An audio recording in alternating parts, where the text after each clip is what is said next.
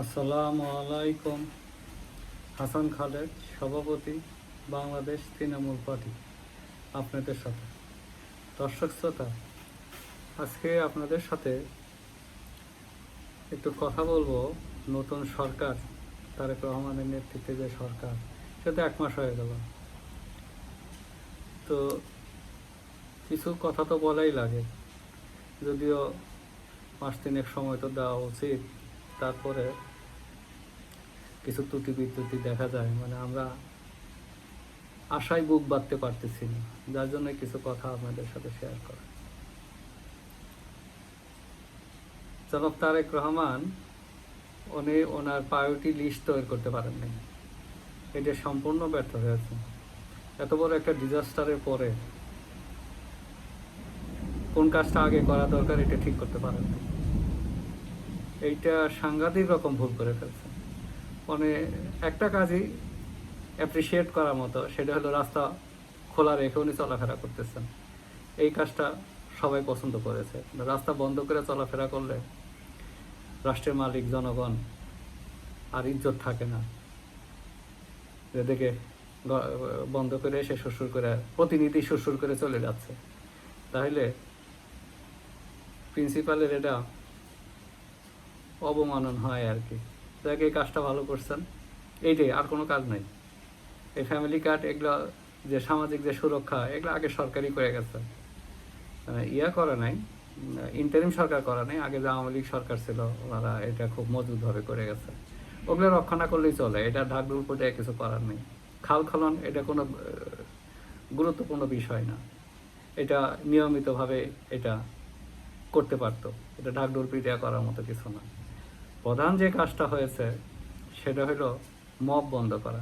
আমি আপনাদেরকে এই কথাটা আজকে এই জন্যই বলতেছি যে সোশ্যাল মিডিয়াতে দেখলাম 50 লাখ টাকা চাঁদা না পাওয়ার কারণে বিএনপি সমর্থিত লোকজন বাড়ি ঘোরায় দিছে, ভেঙে দিয়েছে। তো মব তো অব্যাহত থাকলোই। তো এই মব বন্ধ কেন প্রায়োরিটি লিস্টে আসলো না? শাহবাগ থানার সামনে আপনার হয়েছে, মব হয়েছে, সামনে থেকে কেউ বের হয়ে ভুক্তভোগীকে সহযোগিতা করার চেষ্টা করা নেই। তো ইত্যাদি কারণে ফার্স্ট প্রায়োরিটি হওয়া উচিত ছিল মব বন্ধ করা, আইনের শাসন প্রতিষ্ঠা করা। যারা অহেতুক জেলে হাজতে আছে তাদেরকে ছেড়ে দাও। আপনি সামাজিক সুরক্ষা নিশ্চিত করতেছেন, আর এইখানে অহেতুক জেলে ভরে রাষ্ট্রের টাকা খরচ করতেছেন, তাইলে এটা তো বুদ্ধিমানের কাজ হলো না। আপনি যে কোনো জায়গা থেকে এই টাকা বাঁচাইতে হবে, বাঁচিয়ে সমাজ কল্যাণে ব্যয় বৃদ্ধি করতে হবে। আবার দেখান, কালকেই তো বোধহয় দেখলাম, ওই যে হাটিয়া চলিলেন, প্রধানমন্ত্রী হাটিয়া চলিলেন, তেল বাঁচানোর জন্য প্রধানমন্ত্রী কিচ্ছুতা সাধন করলেন, হাটিয়া চলিলেন। অথচ প্রধানমন্ত্রী একটুও বুঝলেন না, উনি হেঁটে আসতে যে সময়টা খরচ হয় সেটার খরচ অনেক বেশি পড়ে।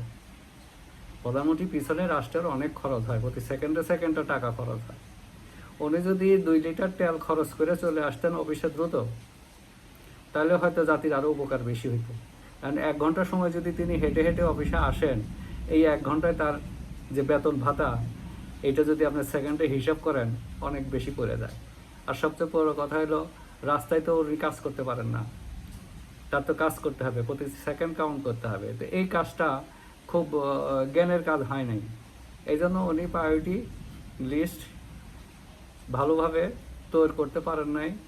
রক্ষাকারী, এখন হলো জনগণ রক্ষাকারী কাজগুলোকে প্রায়োরিটি দিতে হবে। জনগণকে রক্ষা করতে হবে, মব বন্ধ করতে হবে, আইনের শাসন প্রতিষ্ঠা করতে হবে, যাদের বিরুদ্ধে মিথ্যা মামলা দেওয়া হয়েছে তাদেরকে উদ্ধার করতে হবে, রক্ষা করতে হবে, বাদীদেরকে আইনের আওতায় আনতে হবে, শাস্তির আওতায় আনতে হবে।